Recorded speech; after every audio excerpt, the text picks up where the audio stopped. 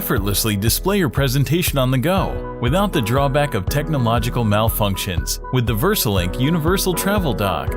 Attach the dock to your laptop with the tethered USB cable. If you have a USB-C computer, attach the cable that comes included with your travel dock. Drivers will automatically download to your computer. If the drivers don't download within 5 minutes, update the firmware on your computer. The streamlined layout makes it simple to connect to projectors and HD TVs with both VGA and HDMI video ports.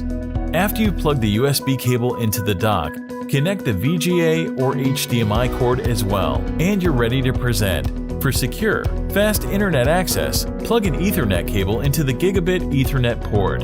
If you need to attach your external hard drive, use one of the 2 USB 3.0 super speed ports. You can connect up to 4 devices, accessing all the data you need.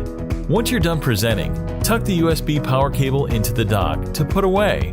It's lightweight and compact. Make your presentation about the presentation, not the technology. The VersaLink Universal Travel Dock. Connect with confidence.